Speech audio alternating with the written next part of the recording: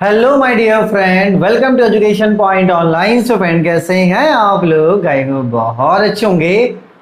मेरे प्यारे बच्चों, फाइनली आज हम लोग स्टार्ट करने वाले हैं अपना engineering mechanics for B Tech and diploma student. इससे पहले वाले वीडियो में मैंने सिलेबस बताया था आप सभी को कि अपन को इंजीनियरिंग मैकेनिक्स में कौन कौन से चैप्टर पढ़ने, कौन कौन सा चैप्टर हमारा इंपॉर्टेंट है, और साथ ही साथ कौन सी यूनिवर्सिटीज के बच्चे हैं जो इन चैप्टर्स को, मतलब इस सब्जेक्ट को फॉलो कर सकते हैं। ठीक है, तो मैं थोड़ा सा यहाँ पर रिकॉल करना चाहूंगा। ठीक है, जैसा कि मैंने बोला कि ये जो हमारा इंजीनियरिंग मैकेनिक्स है, ये बीटेक के बच्चे भी पढ़ सकते हैं और साथ ही साथ इस सब्जेक्ट को डिप्लोमा के बच्चे भी पढ़ सकते हैं। बीटेक के जो बच्चे पढ़ते हैं बेटा, वो इस सब्जेक्ट को पढ़ते हैं इंजीनियरिंग मैकेनिक्स के नाम पर, और जो डिप्लोमा के बच्चे होते हैं वो इस सब्जेक्ट को पढ़ते हैं मेरे प्यारे बच्चों अप्लाइड मैकेनिक्स के नाम पर। कंटेंट लगभग सेम है, 90% से ज्यादा कंटेंट आपका सेम रहता है। बस होता क्या है बेटा कि बीटेक वाले बच्चों को थोड़ा टफ क्वेश्चन पूछा जाता है, लेकिन डिप्लोमा वाले क्वेश्चन को थोड़ा सा इजी क्वेश्चन पूछा जाता है। बस यही क्या होता है बेटा, हमारा बेसिक डिफरेंस होता है, इसके अलावा कोई भी डिफरेंस नहीं होता है। अब तक जो भी मैंने आपको पढ़ाया है, जो भी मेरा कोर्स था बेटा अभी तक मैथमेटिक्स 1 2 3 का, वो सारे कोर्स क्या थे बेटा, आपके पेड कोर्स थे। मतलब अभी तक जब भी मैंने जो भी पढ़ा है वो सारे कोर्स क्या थे बेटा, आपके पेड कोर्स थे। लेकिन ये जो आपका इंजीनियरिंग मैकेनिक्स है, ये पूरा फ्री होने वाला है। इस इंजीनियरिंग मैकेनिक्स के लिए आपको 1 रुपए भी फी पे करने की जरूरत नहीं है। पूरा क्लास आपको कहां पे मिलेगा बेटा? पूरा क्लास आपको मिलेगा YouTube पर। बस मैं आपसे एक ही निवेदन करता हूं कि इस वीडियो को आप ज्यादा से ज्यादा शेयर करोगे, ताकि बच्चों के पास से पहुंचे कि हाँ कोई है जो इंजीनियरिंग मैकेनिक्स को पढ़ा रहा है। और देखो बेटा, मैं उस तरीके से नहीं पढ़ाऊंगा कि मैं आया, पढ़ाया और गया। मुझे मतलब होता है कि सामने वाले को समझ में आ रहा है या नहीं आ रहा, क्योंकि बच्चे मुझसे पढ़ चुके हैं मैथमेटिक्स, तो बच्चों को पता है कि मैं किस तरीके से पढ़ाता हूँ। आपको समझाने के लिए भले मुझे क्लास 8 7 9 की बातें करनी पड़े, फिर भी मैं करूंगा, मुझे कोई दिक्कत नहीं। मतलब मैं पढ़ाऊंगा आपको और बहुत बेसिक से पढ़ाऊंगा। ऐसा नहीं कि अपन आए और जैसे तैसे पढ़ाकर चले गए, नहीं। अगर किसी न्यूमेरिकल पे भी आएंगे तो वहां पर अगर कैलकुलेटर का भी यूज है तो वो भी मैं आपको बताऊंगा कि भैया कैलकुलेटर कैसे चलाएंगे। तो सारी चीजें हम लोग यहाँ पे डिस्कस करेंगे। बस मैं आपसे सिर्फ एक चीज चाहता हूँ कि आप वीडियो को शेयर करें। सब्सक्राइब के लिए मैं कभी नहीं बोलता और मैं आज भी नहीं बोलूंगा। बच्चों को पसंद आएगा तो वो जरूर सब्सक्राइब करेंगे, लेकिन हाँ यार शेयर करो, क्योंकि कोई अच्छा स्टार्ट करना चाह रहा हूँ पहली बार। मतलब मैं हिम्मत कर रहा हूँ कि मैं पेड से कहाँ पर आ रहा हूँ, मैं फ्री पर आ रहा हूँ।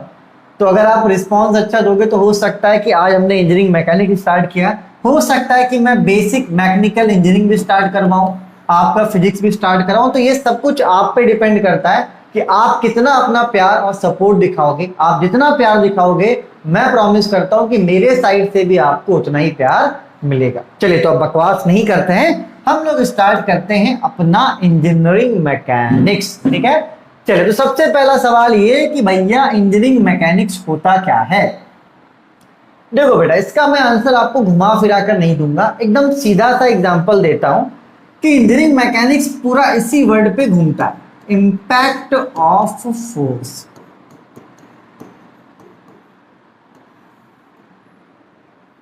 फोर्स का क्या इंपैक्ट होगा, इसी को हम लोग क्या करते हैं बेटा, इंजीनियरिंग मैकेनिक्स पे स्टडी करते हैं। जैसे कि आप यहां पर देखो कि एक भैया है, ये भैया क्या कर रहे हैं, इस बॉल को घुमा रहे हैं। मतलब इस तरीके से घुमा रहे, फिर ये क्या करेंगे, इसको रिलीज करेंगे। मतलब इसमें फोर्स लगा के क्या करेंगे, इस बॉल को छोड़ देंगे। तो जाहिर सी बॉल है, अभी ये भैया के हाथ में, ये बहुत दूर चला जाएगा। ये क्या होगा बेटा, बहुत दूर चला जाएगा। तो ये क्या है, this is a simple impact of force. ये क्या है, ये बेटा आपका इंपैक्ट ऑफ फोर्स ही तो है। ये जो दीदी है, ये दीदी क्या कर रहे हैं, इस डब्बे को खींच रही हैं अपनी तरफ। तो ये डब्बा क्या होगा, यहां मूव होना शुरू हो जाएगा। तो ये क्या है बेटा, ये फोर्स का इंपैक्ट है। ये डब्बा तो यहीं पर ही था, लेकिन दीदी ने क्या किया, इसको खींचा। तो जब दीदी ने इसको खींचा तो ये क्या होने लगा बेटा, ये मूव होने लगा। तो यही क्या है बेटा, हमारा इंपैक्ट ऑफ फोर्स है। ठीक है, अगर और साधारण भाषा में बात की जाए तो यही हमारा क्या है, इफेक्ट ऑफ फोर्स है। और पूरा जो इंजीनियरिंग है बेटा मैकेनिकल और सिविल वालों का, ये इसी पर बेस्ड है। एकदम बेसिक से बता रहा हूं आपको। जैसे कि अभी जो नीरज भैया थे, ठीक है, कौन नीरज भैया, अरे वही नीरज चोपड़ा। उन्होंने क्या किया, उन्होंने वो दौड़ा और दौड़ के क्या किया, उसने फेंका भाला को। तो उसने क्या किया, बहुत फोर्स के साथ फेंका, तो वो बहुत दूर गया, तो अपन को क्या मिला, अपन को मिला गोल्ड मेडल। लेकिन उसके पीछे जो साइंस था वो क्या था, वो था इम्पैक्ट ऑफ फोर्स। वो फोर्स लगा ज्यादा तभी वो क्या हुआ, बहुत दूर तक गया। कम फोर्स लगता तो वो कम दूर तक जाता। ठीक है, तो यही क्या है बेटा, हमारा इम्पैक्ट ऑफ फोर्स। तो देखो इंजीनियरिंग में ये इंपॉर्टेंट क्यों है ये आप समझो। जैसे कि आप कोई बिल्डिंग बना रहे हो, ठीक है, आप कोई क्या कर रहे हो, बिल्डिंग बना रहे हो, और इसका बेस बहुत वीक है। बेस क्या है बेटा, बहुत वीक है, और आप क्या करें, इसके ऊपर बिल्डिंग के ऊपर बिल्डिंग बनाते जा रहे हो, तो ये क्या हो जाएगा, एक समय पर ये क्या हो जाएगा, गिर जाएगा, डिस्ट्रॉय हो जाएगा। क्यों डिस्ट्रॉय होगा, क्योंकि अपन ने यहाँ पर क्या किया, ऊपर से अगर मैं बिल्डिंग बनाऊंगा तो यहाँ पर क्या लग रहा है, फोर्स लग रहा है। लेकिन अपन सिर्फ फोर्स लगाते जा रहे हैं, उसके इम्पैक्ट के बारे में नहीं सोच रहे हैं। देखो इंजीनियरिंग में जब भी कोई चीज स्टार्ट होता है, चाहे वो ब्रिज बनता है, जैसे कि जो इससे बुर्ज खलीफा बना है, इतनी बड़ी बिल्डिंग बनी है ना बुर्ज खलीफा, तो वो बनने से पहले इंजीनियर क्या करते हैं, स्टडी करते हैं कि भैया हम लोग इतना फोर्स इसमें लगा रहे हैं, इतनी माले की बिल्डिंग खड़ा करें, तो इसका क्या इम्पैक्ट पड़ेगा, ये बहुत जरूरी है। ठीक है, तो इंजीनियरिंग मैकेनिक्स में हम लोग क्या करते हैं बेटा, इंजीनियरिंग मैकेनिक्स में हम लोग स्टडी करते हैं इम्पैक्ट ऑफ फोर्स को। ठीक है, चलिए मैं थोड़ा और अच्छे से आपको यहां पे बता देता हूं। देखो नया बोर्ड है थोड़ा मतलब मुझे इसमें एडजस्ट करने के लिए थोड़ा समय मिलेगा, मतलब मुझे फॉर्म में आने के लिए 2-3 दिन का समय लगेगा, 2-3 क्लास, और ये नया मतलब पहली बार मैं कोई क्लास ले रहा हूँ। ठीक है, तो भगवान जाना कह रहे यार सर तो पता नहीं कैसा पढ़ा रहे, क्योंकि मैं खुद इस मतलब ऐसे घूमता हूँ तो मैं थोड़ा चौंक जाता हूँ। भाई नया एक्सपीरियंस है भाई, पहले एक मन क्या था कि 200-250 के बोर्ड में अपन पढ़ाते थे, अभी 2 लाख के बोर्ड में पढ़ा रहे हैं, तो थोड़ा थोड़ा समय लगता है। ठीक है, चले, तो इंजीनियरिंग मैकेनिक्स में अपन क्या स्टडी करते हैं, इम्पैक्ट ऑफ फोर्स को, ठीक है, on any kind of body, any kind of body. इसका मतलब क्या हुआ बेटा, इसका मतलब ये हुआ कि किसी बॉडी में फोर्स का क्या इंपैक्ट होगा, उसी को हम लोग स्टडी करते हैं बेटा, किसमें, इंजीनियरिंग मैकेनिक्स में। ठीक है, अगर फोर्स लगाएंगे भाई तो बॉडी भी तो होना चाहिए, किस पे फोर्स लगाएंगे, किस पे फोर्स लगाएंगे बेटा, बॉडी पे फोर्स लगाएंगे। अब देखो ये बॉडी भी क्या होगा, 2 तरीके का हो सकता है, या तो ये बॉडी क्या होगा, रेस्ट में होगा, मतलब रुका हुआ होगा, या तो ये बॉडी क्या होगा बेटा, मोशन में होगा। तो अगर ये बॉडी रुका हुआ है तो जो इंजीनियरिंग मैकेनिक्स होगा उसको हम लोग बोलेंगे कि वो क्या है, स्टैटिक है। और अगर हम लोग मोशन में स्टडी करेंगे तो उसको हम लोग क्या बोलते हैं, काइनेमैटिक।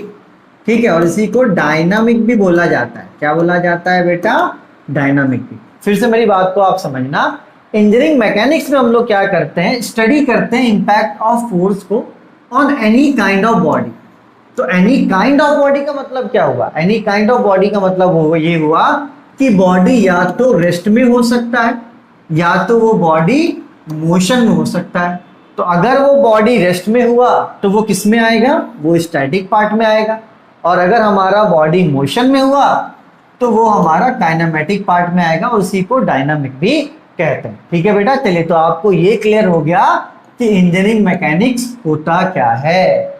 क्योंकि जब भी कोई सब्जेक्ट स्टार्ट करो उस सब्जेक्ट के बारे में आप जानो कि भैया इस सब्जेक्ट में हम लोग पढ़ने क्या वाले हैं। शादी में जाते हो ना, काहे के लिए जाते हो, पता कर लेते हो क्या खाना मिलने वाला, तभी जाते होगे। उसी तरीके से सब्जेक्ट को भी जान लो क्या है, तो पढ़ने में ज्यादा मजा आएगा। क्यों, चलिए, तो engineering mechanics means what, impact of force. अब ये जान लेते हैं कि फोर्स क्या होता है। देखो बेटा, फोर्स को समझाने के लिए मैं एकदम बेसिक सा एग्जांपल आपको दूंगा, और आप समझ जाना, बेवकूफ की तरह नहीं रहना कि हमें तो सर कुछ नहीं आता। देखो भाई, आप चाहे हिंदी मीडियम से हो चाहे इंग्लिश मीडियम से हो, अगर आपको नियत है सीखने का तो आप सीख सकते हो। मैं बोल हिंदी में रहा हूं तो हिंदी मीडियम वाले को कोई दिक्कत नहीं होना चाहिए। इंग्लिश में लिखवा रहा हूं, मैं बोल हिंदी में रहा हूं, लिखवा इंग्लिश में रहा हूं यहाँ पर, तो आप समझ पाओगे कि हाँ यहाँ पे सर लिखवा क्या रहे हैं। तो हिंदी मीडियम वाले को भी दिक्कत नहीं होगा, ठीक है। तो रोना नहीं है कि हमसे नहीं होगा, सब करेंगे, मेहनत करेंगे, क्यों नहीं होगा भाई। चलिए बात करते हैं फोर्स की, कि फोर्स क्या होता है। देखो यहाँ पे अलग अलग कलर ले सकते हैं। मान लो बेटा हमारे पास एक बॉडी है ए, ठीक है, मान लो ये बॉडी है हमारे पास, और ये हम ये चाहते हैं कि ये जो बॉडी है ये प्लेस ए से कहाँ चला जाए, प्लेस बी पर चला जाए। मान लो हम ये चाहते हैं कि ये जो बॉडी है ये अभी ए पर है, ये कहाँ पर चला जाए, ये बी पर चला जाए। तो हम इसको बोलेंगे भैया प्लीज, हम क्या बोलेंगे इसको, हम बोलेंगे भैया प्लीज आप ए पर हो, आप कहाँ चले जाओ, आप बी पर चले जाओ। तो पहली बात तो भैया कोई जवाब ही नहीं देगा, क्योंकि भैया तो मरा हुआ है, ये बॉडी में कोई जान थोड़ी ना है, तो भाई ये ऐसे नहीं जाने वाला। अगर हम बोलेंगे भैया प्लीज आप ए से बी में चले जाओ, अभी आप ए पे हो और बी पे चले जाओ, तो ये भैया नहीं जाएंगे। लेकिन अपन को भेजना है भाई, ऐसे कैसे। तो अब ये ए पर है, बी पर कैसे जाएगा। तो हम लोग यहां पर क्या करेंगे बेटा, हम लोग यहां पर फोर्स एक्सर्ट करेंगे। अब एक बात आप समझना, ये ए पर है, ये बी पर क्यों नहीं जा रहा। अगर हम इसको बोल रहे हैं कि भैया प्लीज आप ए पर हो, आप बी पर चले जाओ, तो आप ये बात सोचना कि ये क्यों नहीं जा पा रहा हमारे बोलने पर, क्योंकि इसमें बेटा कोई भी एनर्जी नहीं है। देखो इंसानों में क्या होती है, इंसानों में जान होता है, ताकत होता है, तो इंसान चला जाएगा। वैसे मैं हूं, मैं ए से बी में चला गया, क्योंकि भाई सुबह सुबह हमने पोहा जलेबी खाया, हमारे अंदर ताकत है, तो हमारे अंदर ताकत है, तो हम भैया ए से कहां चले गए, बी पर चले गए। लेकिन ये जो बॉडी है बेटा, इसमें क्या है, कोई भी ताकत नहीं है। तो जब कोई भी ताकत नहीं है तो ये ए से बी पर नहीं जा पाएगा, ठीक है। तो हम लोग यहां पर क्या करेंगे बेटा, एक एक्सटर्नल एनर्जी देंगे। क्या करेंगे बेटा, एक एक्सटर्नल एनर्जी देंगे कि ले भाई तेरे अंदर ताकत नहीं है, भैया प्लीज बोलने से तुम ए से बी पे नहीं जा रहे हो, ठीक है। हम क्या कर रहे हैं, तुमको एक एक्सटर्नल एनर्जी दे रहे हैं, एक ताकत दे रहे हैं। मतलब क्या कर रहे हैं बेटा, फोर्स लगा रहे हैं। तो जैसे ही हम इस पे फोर्स लगाएंगे, ये जो बॉडी है ये क्या करने लगेगा, ये मूव करने लगेगा। मतलब अब ये ए से बी तक जा सकता है। तो आप देखना कि फोर्स मींस व्हाट, फोर्स का मतलब क्या हुआ, फोर्स का मतलब हुआ एक एक्सटर्नल एनर्जी। इतना डीप देखो, पहले मैंने ये एग्जांपल बड़ा मजाक में करा, लेकिन बहुत डीप मीनिंग है इसका। हर बच्चा ये जानता है, हर बच्चा ये जानता है फोर्स मतलब बल, फोर्स मतलब बल। लेकिन अगर एक्चुअल बोला जाए ना, तो एक्चुअल क्या होता है, actual force is an external energy, जो हम किसी बॉडी पर क्या करते हैं, लगाते हैं, तब जाके वो बॉडी क्या होता है, ए से बी तक मूव होता है, ठीक है। यहां पर देखो मैंने डेफिनेशन में भी लिखवा रखा है कि the external energy required to move the body from one place to another is force, ठीक है। चलिए बेटा, मतलब हम लोग किसी बॉडी पर एक्सटर्नल एनर्जी लगाते हैं ताकि वो ए से बी तक में चला जाए, तो उसे हम लोग क्या कहते हैं बेटा, फोर्स कहते हैं। क्योंकि वो भैया प्लीज से तो जाएगा नहीं, वो कैसे जाएगा, वो एक्सटर्नल एनर्जी देने से जाएगा। चलिए इसको आप नोट कीजिए। फोर्स के बारे में खैर उतना बताना सही नहीं है, क्योंकि सब बच्चों को पता है यार फोर्स क्या होता है, ऐसा थोड़ी ना है। हाँ, मेरे बच्चों को पता है कि फोर्स क्या होता है। चलिए बेटा देखो, यूनिट ऑफ फोर्स क्या होता है बेटा, यूनिट ऑफ फोर्स होता है न्यूटन, और ये जो फोर्स होता है ये होता है वेक्टर क्वांटिटी, ठीक है। तो force is a vector quantity.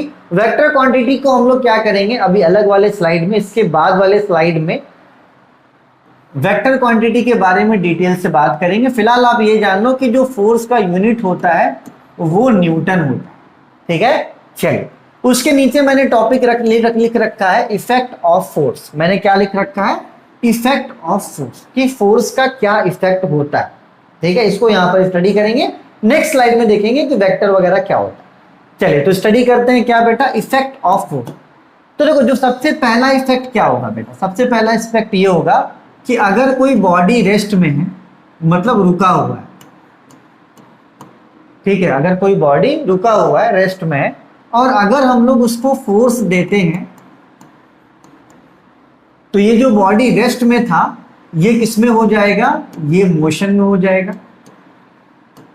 मतलब ये बॉडी क्या करने लगेगा बेटा, मूव होने लगेगा। तो जो पहला इफेक्ट ऑफ फोर्स ये है कि अगर हम लोग किसी रेस्ट बॉडी में फोर्स लगाते हैं तो वो रेस्ट से कहाँ चला जाएगा, वो मोशन में चला जाएगा। जैसे कि हम लोग बचपन में गाड़ी चलाते थे ना, वो हाथ वाली गाड़ी, कि अपन फोर्स देते थे तब तक ये चलता था फोर्स बंद करते थे तो बंद हो जाता था। ठीक है, तो चलो इतना कोई बेवकूफ नहीं है।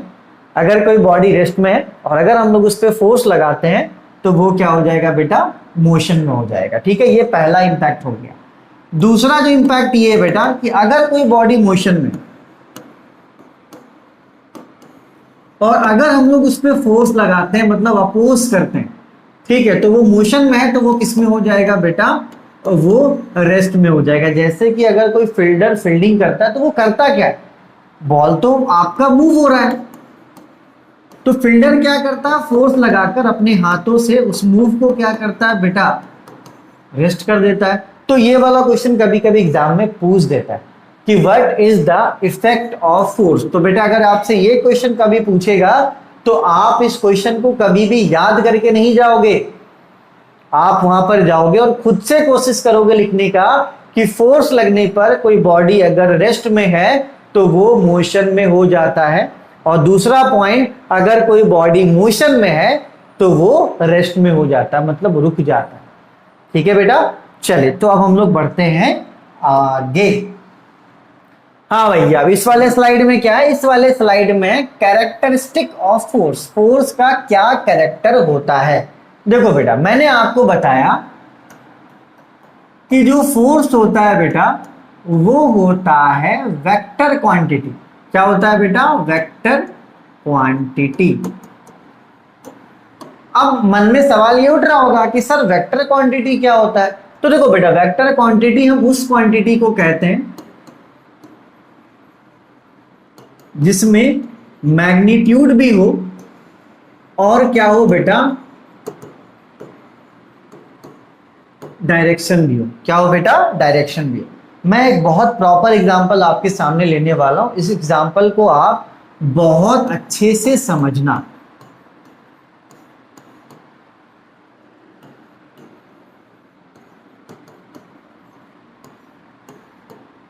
मान लो मैं कहीं जा रहा हूं, मेरे पास एक फोन आता है, मेरे पास फोन आया और मैं गाड़ी चलाते हुए फोन रिसीव कर रहा हूं। वैसे करना तो नहीं चाहिए, मैं रिसीव कर रहा हूं।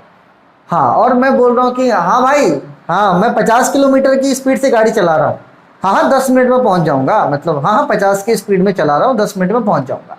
तो अगर मैंने किसी दोस्त को ये बोला कि भाई मैं 10 मिनट में पहुंच जाऊंगा, ठीक है, और मैं 50 की स्पीड से गाड़ी चला रहा हूँ, उसको ये तो पता चल गया कि मैं गाड़ी चला रहा हूँ कितने की स्पीड में, 50 किलोमीटर प्रति घंटे के स्पीड में। लेकिन अगर मैंने उसको बस क्या बताया, मैंने सिर्फ और सिर्फ उसको मैग्नीट्यूड बताया कि जो मैं गाड़ी चला रहा हूं उसकी जो स्पीड है वो 50 है, मतलब सिर्फ और सिर्फ मैग्नीट्यूड मैंने बताया। अगर वो मुझे फिर से फोन करता है और अगर उसमें इसको ये बोलता हूं कि भाई मैं गाड़ी 50 किलोमीटर प्रति घंटे के हिसाब से चला रहा हूं और मैं किस तरफ बढ़ रहा हूं, मैं बढ़ रहा हूं न्यू मार्केट के तरफ, मैं बढ़ रहा हूं न्यू मार्केट के तरफ। तो अब यहां पर देखो, उसको मैग्नीट्यूड भी पता चल गया, उसको क्या पता चल गया, उसको मैग्नीट्यूड भी पता चल गया और उसको डायरेक्शन भी पता चल गया।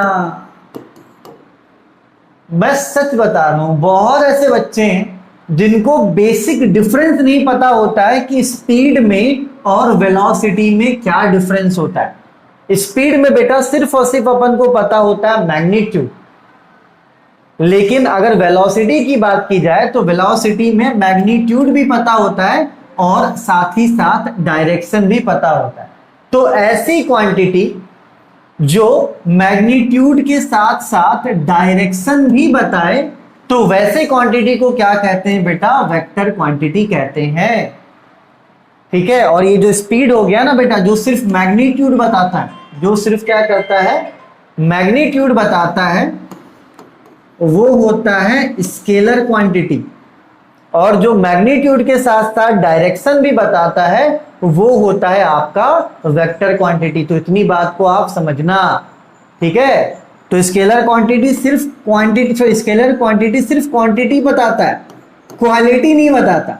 चलो अब इसमें डिटेल में नहीं जाते, वरना आप अभी मैकेनिक्स से भी पता नहीं कहां चले जाएंगे। तो आप इसको क्या करो, नोट कर लो, ठीक है। चलिए, तो फोर्स क्या होता है बेटा? Force is a vector quantity. मतलब अगर हम लोग कहीं पर फोर्स लगा रहे हैं तो उसका जो डायरेक्शन होता है वो डिफाइन होता है कि हम लोग किस दिशा में लगा रहे हैं।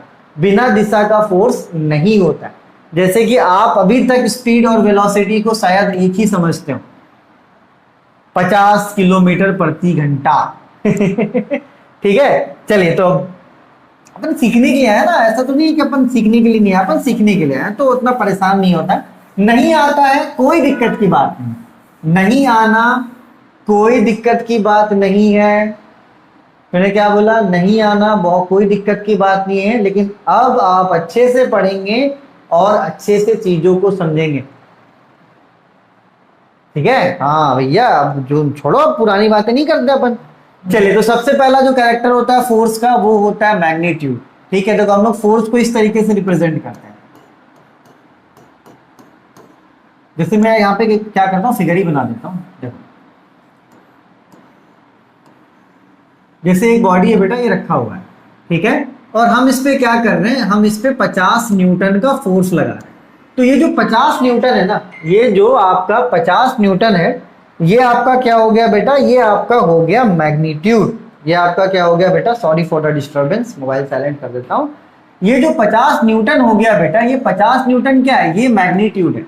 जैसे कि अपन जाते हैं राशन दुकान में और कहते हैं 2 किलो चावल दे दो, तो मैं क्या कर रहा हूं? मैं मैग्नीट्यूड बता रहा हूं कि हाँ भैया 2 किलो चावल दे दो।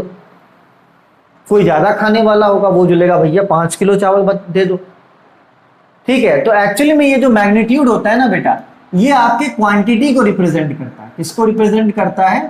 क्वांटिटी को रिप्रेजेंट करता है, ठीक है। तो कितना फोर्स, कितना कितना 10 चाहिए, 20 चाहिए, 50 चाहिए, 50,000 चाहिए, 50 लाख चाहिए, ठीक है। तो उसे क्या बोलते हैं बेटा? उसे बोलते हैं मैग्नीट्यूड। क्या बोलते हैं बेटा? मैग्नीट्यूड, ठीक है। चलिए, अब बात करते हैं दूसरे की।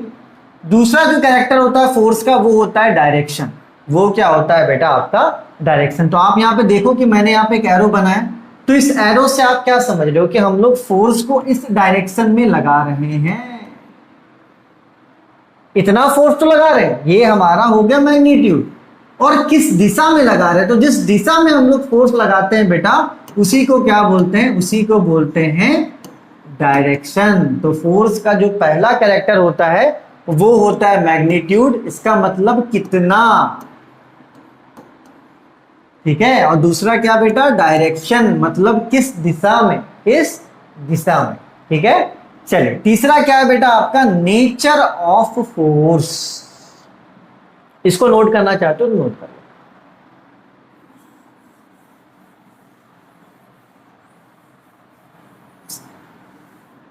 चलिए, तो मैंने आपको बता दिया मैग्नीट्यूड, मैंने आपको बता दिया डायरेक्शन। अब हम लोग स्टार्ट करते हैं तीसरे वाले पॉइंट के बारे में।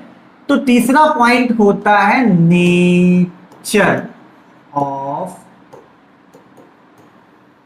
फोर्स, ठीक है बेटा। चलिए, तो बात समझिएगा। जैसे कि अपन सैलून में जाते हैं, कभी बड़े बड़े सैलून या तो मॉल में जाते हैं, तो वहां पर एक गेट होता है और गेट में लिखा हुआ रहता है पुल, और कहीं कहीं जाओगे तो लिखा हुआ रहता है पुश।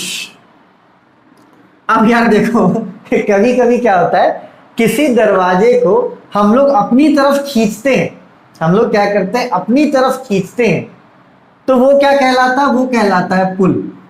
और हम लोग किसी चीज को अगर दूसरे डायरेक्शन में खींचते हैं, मतलब दूसरे डायरेक्शन में करते हैं, तो उसे क्या बोलते हैं? पुश। जैसे कि ये बॉडी है, ठीक है, और इस बॉडी को हम लोग क्या कर रहे हैं? अपने से दूर भेजने की कोशिश कर रहे हैं, अवे। हम लोग क्या कर रहे हैं? अवे भी, अपने से दूर, ठीक है। तो जब हम लोग दूर भेजते हैं बेटा किसी चीज को, तो वो क्या होता है? वो होता है पुश। वो क्या होता है बेटा?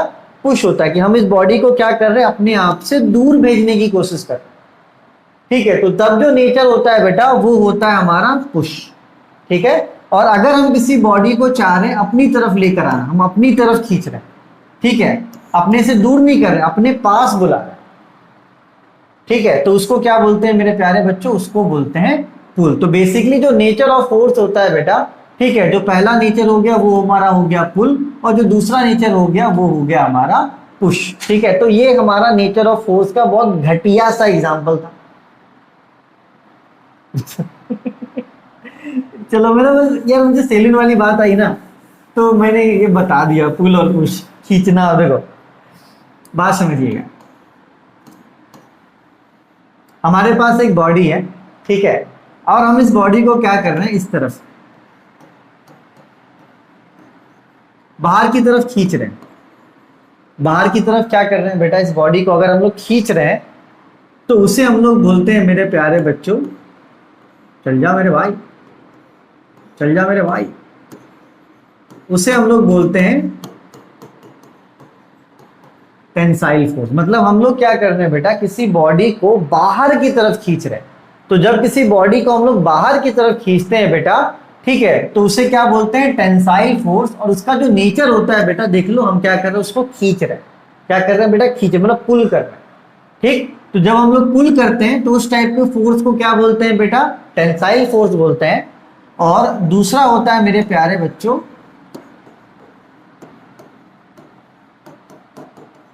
Compressive force. क्या होता है बेटा, कंप्रेसिव फोर्स। अगर किसी बॉडी को हम लोग दबा रहे हैं, क्या कर रहे हैं बेटा, दबा रहे हैं, इसका ऐसे दबा रहे हैं, ठीक है,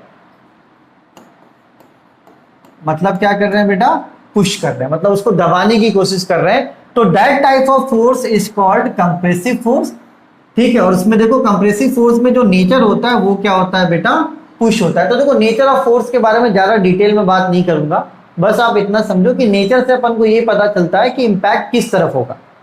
जैसे कि ये बोतल है, अगर मैं इसको इधर से मारूं तो जाहिर सी बात है वो उधर जाएगा, और अगर मैं इसको अपनी तरफ टानूं तो ये मेरे तरफ आएगा। तो यहां पर नेचर ऑफ फोर्स से अपन इंपैक्ट को क्या करते हैं, जज करते हैं कि इंपैक्ट क्या होना चाहिए। इसके बारे में अपन आगे डिटेल में पढ़ेंगे, जब न्यूमेरिकल वगैरह करेंगे ना, तो वहां पर आपको बहुत मजा आने वाला है, ठीक है बेटा।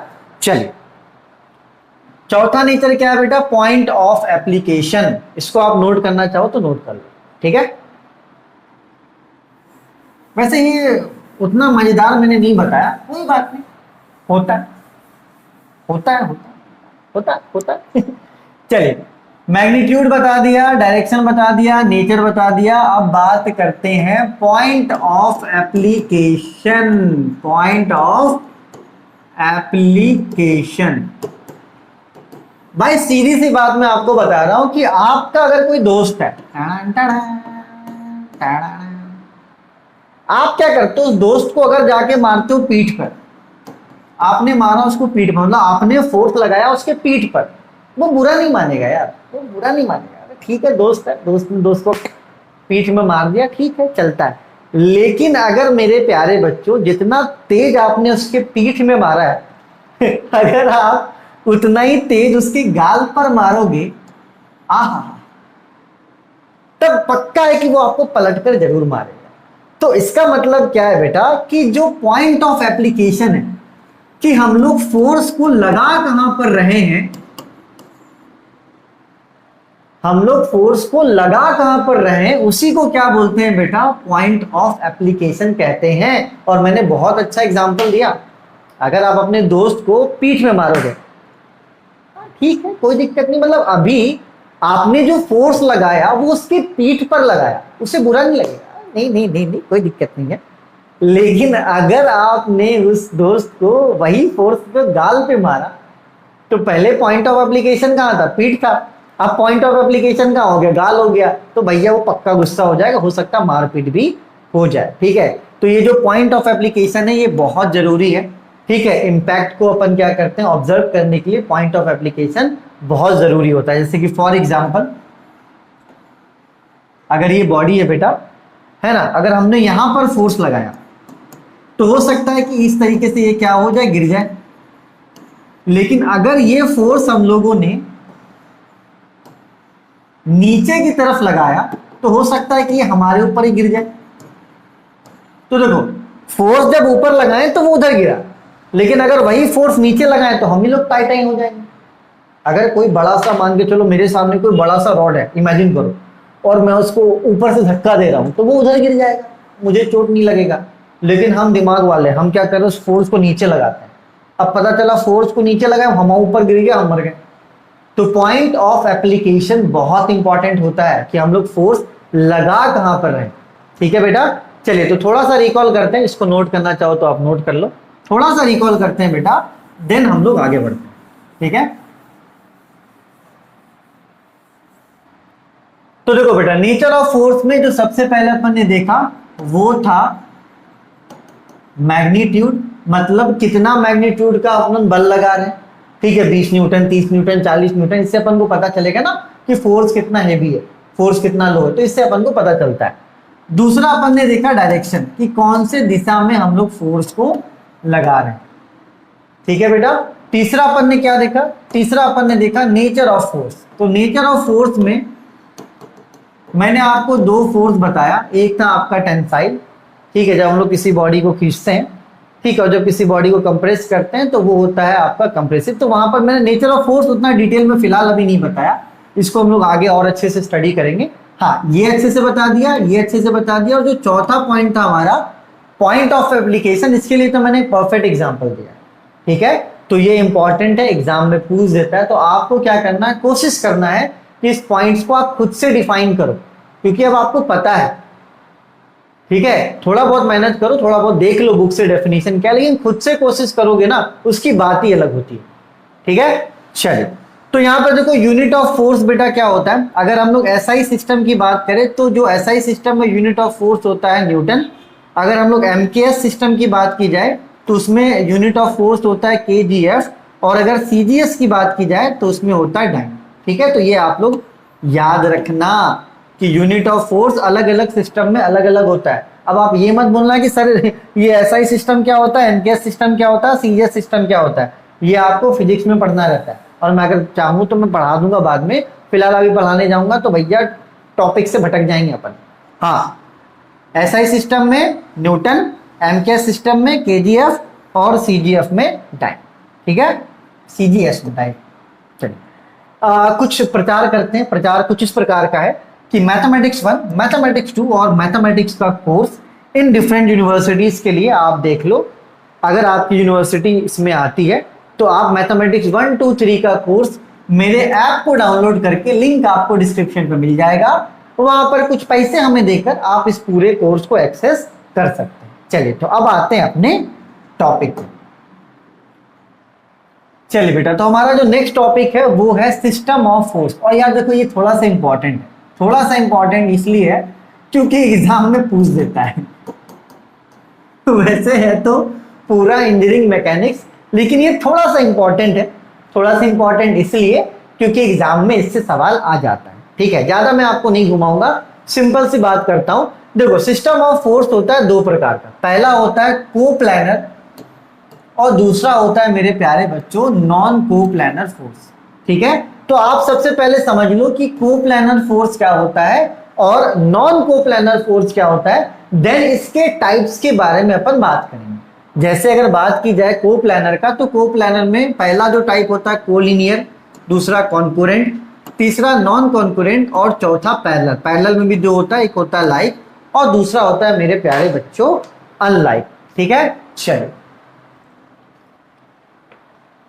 तो यार टाइप तो अपन पढ़ ही लेंगे, टाइप तो अपन पढ़ ही लेंगे। ठीक है, देखो बेटा, कोप्लानर फोर्स क्या होता है। जैसे मान लो कि ये एक प्लेन है, ये क्या है बेटा, एक प्लेन, जैसे कि ये बॉडी है, तो अगर मैं कुछ भी लिख रहा हूं, कोई भी फोर्स लगा रहा हूं, तो सिर्फ इसी प्लेन में लगा रहा हूं। जैसे कि इसमें मैंने एक फोर्स लगाया F1, इसी प्लेन में हमने क्या किया, एक दूसरा फोर्स लगाया F2, इसी प्लेन में हमने एक तीसरा फोर्स लगाया F3, इसी प्लेन में मैंने एक चौथा फोर्स लगाया F4। तो इसका मतलब क्या है बेटा कि जो भी फोर्स हम लोग लगा रहे हैं वो सिर्फ और सिर्फ एक ही प्लेन में लगा रहे हैं। जैसे आपकी कॉपी है, तो आप जो भी लिख रहे हो तो अपनी इसी कॉपी में लिख रहे हो। तो मैं बस वही बोल रहा हूं कि जब एक प्लेन में, मगर एक सिंपल हमारा प्लेन है और हम लोग फोर्स सिर्फ उसी प्लेन में लगा रहे हैं, सिर्फ और सिर्फ उसी प्लेन में लगा रहे हैं, तो उसको हम लोग बोलते हैं कोप्लानर फोर्स। ठीक है बेटा, चलिए एक और परफेक्ट में एग्जांपल आपके सामने लेकर आता हूं, बात समझिएगा। मान लो कि ये अलमारी है, मान लो कि ये अलमारी है, मान लो मानने में कुछ नहीं जाता। अभी मैं आपको ये समझा के देता हूं। अगर हम लोग अलमारी के सिर्फ इसी वाले हिस्से में, क्योंकि देखो अलमारी में 6 प्लेन होंगे, ऊपर नीचे दाएं बाएं, तो मान लो अलमारी में हम सिर्फ और सिर्फ इसी डायरेक्शन में फोर्स लगाएं, सिर्फ और सिर्फ इसी प्लेन में, सॉरी डायरेक्शन नहीं, इसी प्लेन में, मतलब जो भी फोर्स हम लोग लगा रहे हैं वो सिर्फ अलमारी के एक साइड में ही लगा रहे हैं। ठीक है, जैसे कि मान लो कि ये अलमारी है और जो भी फोर्स लगा रहे हैं सिर्फ एक ही प्लेन में, इसी तरफ लगा रहे हैं, एक ही प्लेन में लगा रहे हैं। तो जब किसी फोर्स को हम लोग सिर्फ और सिर्फ एक ही प्लेन में लगाते हैं बेटा, तो उसे बोलते हैं कोप्लैनर फोर्स। उसे क्या कहते हैं बेटा? Coplanar force. ठीक है, कि मतलब जो हम लोग फोर्स लगा रहे हैं वो एक ही प्लेन में लगा रहे हैं, तो उसे बोलते हैं कोप्लैनर फोर्स। ठीक है, अब यहां पे देखो ये अलमारी के एक हिस्से में फोर्स लगाया, सिर्फ एक इस प्लेन में फोर्स लगाया, तो ये कौन सा सिस्टम हुआ? ये हुआ कोप्लैनर।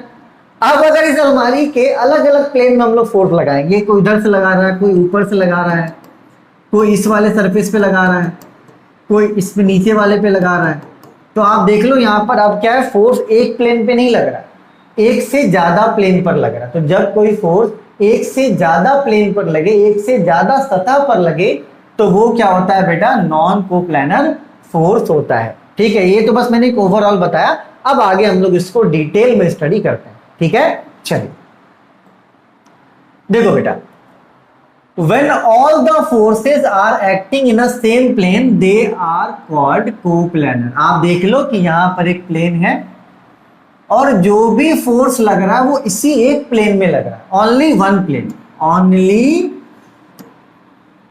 One plane. मतलब मान के चलो कि ये बोर्ड है, ये एक सतह ये हो गया। ठीक है, तो अगर कुछ भी मैं लिख रहा हूं इसी बोर्ड पे लिख रहा हूं, अगर मैं यहां पर एक फोर्स लगाऊं, टाटा, मैं यहां लगाऊं, मैं यहां लगाऊं, तो मैं सारे फोर्स को इसी प्लेन में लगा रहा हूं, इसी प्लेन में एक सतह पे लगा रहा हूं। तो जब हम लोग किसी फोर्स को एक ही सतह पर लगाते हैं, एक ही प्लेन पर लगाते हैं, तो उसे हम लोग क्या बोलते हैं? कोप्लैनर फोर्स कहते हैं। ठीक है मेरा प्यारा बच्चा, तो कंफ्यूज ना होना कि सर आप तो हमें कंफ्यूज कर रहे हो। ठीक है, चलिए, तो कोप्लैनर फोर्स का जो सबसे पहला टाइप होता है वो होता है कोलिनियर कोप्लैनर फोर्स। इसका डेफिनेशन आप देखो, when the line of action of all the force system act along the same line, this force system is called collinear force system. भैया डेफिनेशन लिखवा दिया, लिख लेना, एग्जाम में आ सकता है। अब देखो बेटा यहां पर क्या है, मान लो एक लाइन है, ठीक है, और हम लोग जो भी फोर्स लगा रहे हैं ना वो इसी लाइन में लगा रहे हैं, जैसे कि F1, F2, F3, F4। तो इसका जो लाइन ऑफ एक्शन है बेटा वो क्या है? सेम है, मतलब सेम लाइन पे लगा। जैसे कि हम लोग वो वाला गेम खेलते थे ना, रस्सी वाला, तो एक ही रस्सी को हम लोग सबको मिलकर टांगते थे, मतलब जो भी हमारा फोर्स लग रहा था वो उसी एक रस्सी पे लग रहा था। तो देखो बेटा यहां पर मान के चलो कि एक लाइन है और हम लोग फोर्स 1, फोर्स 2, फोर्स 3, फोर्स 4 उसको एक ही लाइन पर लगा रहे हैं, तो उसको क्या बोलते हैं बेटा? Collinear coplanar force. और ये कोप्लैनर क्यों है? क्योंकि ये हमारा मेरा प्यारा बच्चा एक ही प्लेन पर लग रहा है। बोलोगे सर आप स्पीड बढ़ा दियो, अब आप बोलोगे सर आप स्पीड बढ़ा दियो। देखो बेटा जैसे एक लाइन है, ठीक है, और इसी लाइन पे देखो एक फोर्स इधर जा रहा है, एक फोर्स इधर जा रहा है, मतलब जो लाइन ऑफ एक्शन है, जो क्या है, जो फोर्स लग रहा है वो सेम लाइन पर लग रहा है। तो जब कोई फोर्स सेम लाइन पर लगता है तो उसको बोलते हैं कोलिनियर कोप्लैनर फोर्स। और जब कोई फोर्स किसी एक पर्टिकुलर पॉइंट पे लगता है, एक पर्टिकुलर पॉइंट पे लगता है, तो उसको बोलते हैं कॉन्करेंट कोप्लैनर फोर्स। यहां पर आप देख सकते हो कि मान लो ये एक पॉइंट है और इस पॉइंट पे एक फोर्स इधर लग रहा है, एक फोर्स इधर लग रहा है, एक फोर्स इधर लग रहा है, एक फोर्स इधर लग रहा है, एक फोर्स इधर लग रहा है, मतलब एक ही पॉइंट पर आप देख सकते हो अलग अलग फोर्स लग रहा है। तो जब एक ही पॉइंट पर आपका अलग अलग फोर्स लगे तो उसको क्या बोलते हैं? Concurrent coplanar force. और ये कोप्लैनर क्यों है बेटा? क्योंकि ये एक ही सरफेस पे, एक ही सरफेस पे। ठीक है, चलो तो इसको आप नोट कर लेना, ठीक है, क्योंकि एग्जाम में ये आपसे पूछ सकता है, और साथ में ये फिगर जरूर बनाना, ठीक है। अगर फिगर नहीं बनाओगे भैया तो दिक्कत है, ठीक है। फिगर बनाना आपको क्या है मेरे प्यारे बच्चों, कंपलसरी है, ठीक है। चलिए, तो ये आपका हो गया कोप्लानर फोर्स, कि जब हम लोग किसी फोर्स को एक प्लेन में लगाते हैं तो उसको बोलते हैं कोप्लानर फोर्स, ठीक है। और कोप्लानर फोर्स में जो सबसे पहला टाइप होता है वो होता है कोलिनियर फोर्स का, मतलब किसी एक ही लाइन पर हम लोग सारे फोर्स को लगा रहे हैं, ठीक है, तो उसको बोलते हैं कोलिनियर कोप्लानर फोर्स। और जब किसी पार्टिकुलर पॉइंट पे हम लोग सारे फोर्स को लगाते हैं, देखिए, तो उसको बोलते हैं कॉन्करेंट कोप्लानर फोर्स, ठीक है बेटा। चलो, इतने बेवकूफ आप लोग नहीं हो। अब जो तीसरा टाइप ऑफ फोर्स होता है कोप्लानर का, वो होता है पैरेलल फोर्स। अब पैरेलल फोर्स का मतलब क्या हुआ बेटा, जैसे मान लो कि एक सरफेस है, एक फोर्स हम यहां लगा रहे हैं F1, दूसरा फोर्स यहां पे लगा रहे हैं F2, तीसरा फोर्स यहां पे लगा रहे हैं F3, और चौथा फोर्स यहां पे लगा रहे हैं F4, ठीक है। तो आप यहां पे देख सकते हो कि F1, F2, F3, F4 ये है तो एक ही प्लेन में, ये है तो मेरा प्यारा बच्चा एक ही प्लेन में, लेकिन आप देख सकते हो कि ये सारे फोर्स क्या है बेटा, पैरेलल है, एक दूसरे के क्या है मेरे प्यारे बच्चों, पैरेलल। तो जब आपका फोर्स एक ही प्लेन में हो और सारा फोर्स एक दूसरे का पैरेलल हो, एक दूसरे का क्या हो बेटा, पैरेलल। पैरेलल का मतलब क्या होता है, जब दो रेखाएं आपस में ना मिले तो उसे क्या बोलते हैं, पैरेलल लाइन बोलते हैं, ठीक है। तो आप यहां पे देखो, ये फोर्स, ये फोर्स, ये फोर्स, ये फोर्स। अब देखो सबका डायरेक्शन क्या है बेटा, एक तरफ है, तो ये वाला हो जाएगा लाइक, ये वाला क्या हो जाएगा, लाइक हो जाएगा। और यहाँ पे देखो ये फोर्सेस पैरेलल तो हैं, लेकिन ये इधर लग रहा है, ये इधर लग रहा है, ये इधर लग रहा है, और ये इधर लग रहा है, तो ये हो जाएगा आपका अनलाइक पैरेलल फोर्स, ठीक है बेटा। चलिए, चौथा जो टाइप है वो है नॉन कॉन्करेंट कोप्लानर फोर्स। अब ये देखो, नॉन कॉन्करेंट कोप्लानर फोर्स क्या होता है कि एक प्लेन है, अब जिसको जहां मन वहां लग रहा है, कोई इधर लग रहा है, कोई उधर लग रहा है, कोई इधर लग रहा है, कोई, मतलब जिसको जहां मन वहां लग रहा है, ठीक है। तो ये क्या हो गया आपका नॉन कॉन्करेंट कोप्लानर फोर्स, ठीक है बेटा। चलो, बात समझिएगा, पहले अपन ने क्या पढ़ा, पहले अपन ने पढ़ा को लीनियर। इसमें क्या खास बात थी बेटा, इसमें खास बात ये थी कि जो भी फोर्स लग रहा था वो एक ही लाइन पर लग रहा था। किस पे लग रहा था बेटा, एक ही लाइन पर लग रहा था। तो उस टाइप के फोर्स को क्या बोलते हैं बेटा, कोलिनियर्स बोलते हैं। क्या बोलते हैं, कोलिनियर, ठीक। दूसरा अपन ने क्या पढ़ा, बोर तो नहीं ना हो भैया, बोर मत हो ना, जब तक समझ हमको मजा नहीं आएगा तब तक हम पढ़ाते रहते भैया, बुरा मत मानना, ठीक है। चलिए, क्या था ये, कॉन्करेंट था ना, अरे कहां चलेगा भैया। देखो, तो पहले वाले में लाइन आपका जो था वो कॉमन था, लेकिन कॉन्करेंट में क्या होता, पॉइंट कॉमन। जब एक ही पॉइंट पर हम लोग अलग अलग फोर्स लगाएं, ठीक है, एक ही पॉइंट पर हम लोग क्या करें बेटा, अलग अलग फोर्स लगाएं, तो उसको क्या बोलते हैं बेटा, कॉन्करेंट फोर्स सिस्टम कहते हैं। तो इसमें कंफ्यूज मत होना। जैसे कि मान लो कोई बॉक्स है और आपने क्या किया, एक रस्सी इसी पॉइंट पे बांधा, फिर एक रस्सी यहाँ, एक रस्सी यहाँ, एक रस्सी यहाँ, यहाँ पर F1 लग रहा है, यहाँ पर F2 लग रहा है, यहाँ पर F3 लग रहा है, यहाँ पर F4 लग रहा है। तो ये जो सारे फोर्स है ना बेटा, ये सारे फोर्स एक ही पॉइंट पर लग रहे हैं। तो जब सारा फोर्स एक ही पॉइंट पर लगता है तो उसको हम लोग क्या बोलते हैं बेटा, कॉन्करेंट बोलते हैं। क्या बोलते हैं बेटा, कॉन्करेंट बोलते हैं, ठीक है। और ये सारे किस में आएगा, कोप्लानर में आएगा। क्यों कोप्लानर में आएगा, क्योंकि इसका जो भी आपका प्लेन है वो कॉमन प्लेन है, एक ही प्लेन पर काम कर रहा है। तो देखो, अभी पहला क्लास है ना, और मैंने क्या बोला कि मैं खुद 2 साल के बाद मैकेनिक्स पढ़ा रहा हूँ, फॉर्म में आने में थोड़ा समय लगेगा, आ रहा हूँ, नो डाउट आ रहा हूँ, लेकिन थोड़ा समय लगेगा, ठीक है। चलिए, तो कोलिनियर में लाइन आपका होता है और कॉन्करेंट में क्या होता है, पॉइंट। तीसरा क्या था बेटा आपका, तीसरा था पैरेलल। तो यहां पर क्या है बेटा, पैरेलल में कि जो आपस में जो फोर्सेज होंगे वो पैरेलल होंगे, एक दूसरे के क्या होंगे बेटा, पैरेलल होंगे।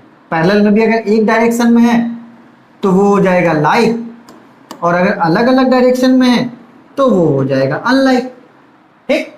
बोलोगे सर यार बोलो इधर आप मतलब भगते भगते पढ़ाते हो यार, आप फ्री वाले टीचर हो, मतलब ऐसा आप बोलो बोलोगे सर आप फ्री मतलब फ्री वाले टीचर हो आप। देखो पैरेलल में भी क्या होता है, एक होता है लाइक और दूसरा होता है आपका अनलाइक। अब देखो लाइक में क्या होता है बेटा, डायरेक्शन सेम होता है फोर्स का, डायरेक्शन जो होता है फोर्स का वो सेम होता है। और अनलाइक में क्या होता है बेटा, डायरेक्शन अपोजिट होता है। डायरेक्शन क्या होता है बेटा, अपोजिट होता है। तो यहां पे बात समझना, देखो ये एक फोर्स है F1 और ये एक फोर्स है F2 और ये एक फोर्स है F3। तो आप यहां पे देख सकते हो कि ये तीन फोर्स है, तीनों एक दूसरे के क्या है बेटा, पैरेलल है। तीनों क्या है बेटा, एक दूसरे के पैरेलल है और इनका डायरेक्शन क्या है बेटा, एक है। देखो इसका भी डायरेक्शन इस तरफ है, इसका भी डायरेक्शन इस तरफ है और इसका भी डायरेक्शन इस तरफ। ठीक है, तो ये किस में आएगा बेटा, ये आपका लाइक पैरेलल फोर्स में आएगा। ठीक, और अनलाइक में क्या होगा बेटा, देखो यहां पर एक फोर्स है F1 और यहां पर एक फोर्स है आपका F2। अब ये F1 और F2 एक दूसरे के पैरेलल तो है, लेकिन F1 देखो इस तरफ जा रहा है और आपका F2 दूसरे तरफ है, मतलब इसका डायरेक्शन क्या है बेटा, अपोजिट है। तो जब डायरेक्शन अपोजिट होगा तो उसको हम लोग बोलते हैं अनलाइक पैरेलल। ठीक है, चलिए जब सेम लाइन पर लगा तो कोलिनियर, सेम पॉइंट पे लगा तो कॉन्करेंट। ठीक है, और पैरेलल मैंने यहां पर आपको अच्छे से बता दिया। हाँ भैया, चल। और नॉन कॉन्करेंट का मतलब क्या है बेटा, एक ही प्लेन में है, जहां मन वहां लग रहा है, इसका कुछ भी नहीं, ना लाइन कॉमन है ना पैरेलल है ना कुछ नहीं, बस लग रहा है फोर्स एक ही प्लेन में, बस लग रहा है, जहां तहां लग रहा है। तो जब फोर्स जहां तहां लगने लगे तो वो होता है हमारा नॉन कॉन्करेंट कोप्लेनर फोर्स। ठीक है बेटा, चलो अब बढ़ते हैं आगे, अब बढ़ते हैं आगे। देखो बेटा अब तक अपन ने क्या पढ़ा, अब तक अपन ने पढ़ा कोप्लेनर। तो कोप्लेनर में क्या था कि जो भी फोर्स होता था वो एक ही प्लेन पर लगता था, एक ही सतह पर लगता था।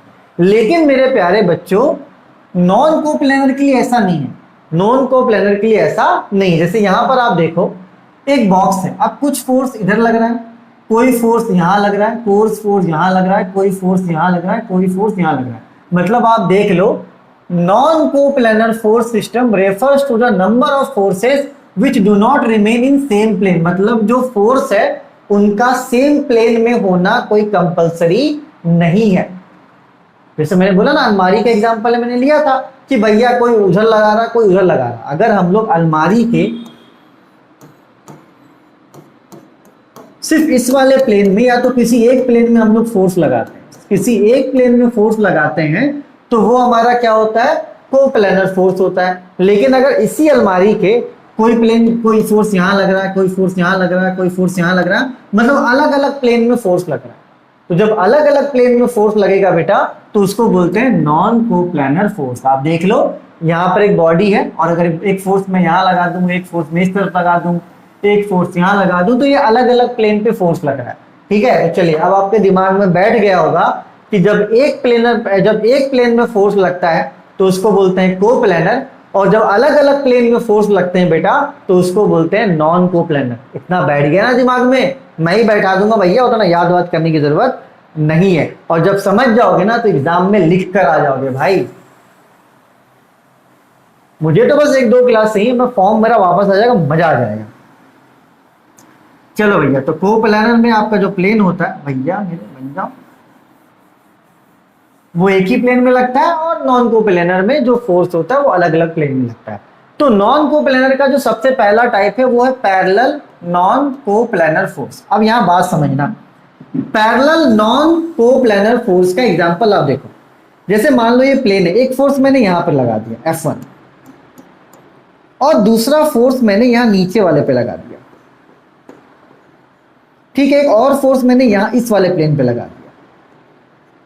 तो बेटा बात यहां पर आप समझना, ये F1 F2 और ये जो F3 है ये आपस में पैरेलल तो हैं, लेकिन आप देखो कि जो F1 है वो इस वाले प्लेन पर लग रहा है, ये जो F3 है वो इस वाले प्लेन पर लग रहा है, और ये जो F2 है वो इस वाले प्लेन पर लग रहा है। मतलब ये जो फोर्सेस हैं ये आपस में पैरेलल तो हैं, लेकिन ये अलग अलग प्लेन में लग रहा है। तो जब फोर्स हमारा पैरेलल होगा लेकिन अलग अलग प्लेन में लगेगा तो उसको बोलेंगे पैरेलल नॉन कोप्लानर फोर्स। और अगर कोई फोर्स पैरेलल है और एक ही प्लेन में लग रहा है तो वो कहलाएगा पैरेलल कोप्लानर फोर्स। मजा आया? मतलब अगर आपका फोर्स पैरेलल है और वो एक प्लेन में लग रहा है, तो अगर एक प्लेन में लग रहा है तो वो आपका हो जाएगा पैरेलल कोप्लानर फोर्स। और अगर आपका कोई फोर्स पैरेलल है लेकिन वो अलग अलग प्लेन पे लग रहा है, अलग अलग सतह पे लग रहा है, जैसे F1 यहाँ लग रहा है, F2 यहाँ लग रहा है, F3 यहाँ लग रहा है, तो वो हो जाएगा आपका पैरेलल नॉन कोप्लानर फोर्स। ठीक है बेटा? चलिए अब बात करते हैं नॉन कॉन्करेंट फोर्स का। तो देखो नॉन कॉन्करेंट फोर्स में क्या है बेटा, अगर अलग अलग प्लेन में अलग अलग फोर्स लगे, अलग अलग डायरेक्शन में, मतलब जिसका मन जहां मन वहां लग जाए, बस अलग अलग प्लेन में अलग अलग फोर्स लगे, तो उसको क्या बोलेंगे बेटा? Non concurrent non coplanar force. ठीक है? चलिए, तो आई होप मेरा प्यारा बच्चा आपको थोड़ा बहुत समझ में आया होगा। ठीक है? ये प्लेन वाले में क्या सीख समझ थोड़ा सा। मान लो ये बॉडी है, फोर्स मतलब हर एक प्लेन में लग रहा, कोई दिशा इसका नहीं है, जिसको जहां मन वहां लग जा रहा है, किसी भी प्लेन में लग जा रहा है। ठीक है? तो वो आपका क्या हो गया? Non concurrent. तो आज का जो लेक्चर था इसमें हम लोगों ने क्या क्या सीखा? आज का जो लेक्चर था उसमें अपन ने सीखा कि भैया मैकेनिक्स क्या होता है, फोर्स क्या होता है, और हम लोगों ने देखा सिस्टम ऑफ फोर्स। देखो यार, मैं ज्यादा तो नहीं बोलूंगा आपसे, मैं आपसे ज्यादा नहीं बोलूंगा, लेकिन इतना तो समझ में आया ना कि अगर फोर्स एक प्लेन में लगता है, अगर कोई फोर्स एक प्लेन मतलब एक सतह पे लगता है तो वो होता है कोप्लानर। अगर वही फोर्स अलग अलग सतह पे लगता है, कोई यहां लग रहा है, कोई यहां लग रहा है, कोई यहां लग रहा है, कोई अलग अलग सतह पे लगता है, ठीक है, डिफरेंट प्लेन पे लगता है, तो वो क्या होता है बेटा? Non coplanar. क्या होता है बेटा? Non coplanar. ठीक है? चलिए, तो यहां तक आप लोग अच्छे से कर लेना। स्लाइड को मतलब वीडियो को पीछे करके जो भी डेफिनेशंस मैंने लिखवाए हैं, ये डेफिनेशंस को नोट कर लेना, एग्जाम में आएगा। ठीक है? ये सब डेफिनेशन मैंने लिखवाया ना, इनको नोट कर लेना, एग्जाम में आता है। ठीक है? सिस्टम ऑफ फोर्स यहां से लिख लेना पूरा अच्छी तरीके से। ठीक है? बाकी मैंने समझा दिया। तो अब आपसे मिलेंगे अगले लेक्चर में। वीडियो को शेयर करें, थोड़ा सा प्यार दिखाएं, ताकि मेरा एनर्जी लेवल बना हुआ रहे और मैं आपको मतलब रटा दूं, समझा दूं, साम दाम दंड भेद सब करवा दूं। पहला लेक्चर था, 2 साल के बाद पढ़ा रहा हूं, थोड़ा कॉन्फिडेंट आने में थोड़ा सा समय लगेगा। थोड़ा मतलब कितना? 1 से 2 लेक्चर। तब तक अपने और अपनों का खूब ख्याल रखिए। Take care, bye bye, Tata.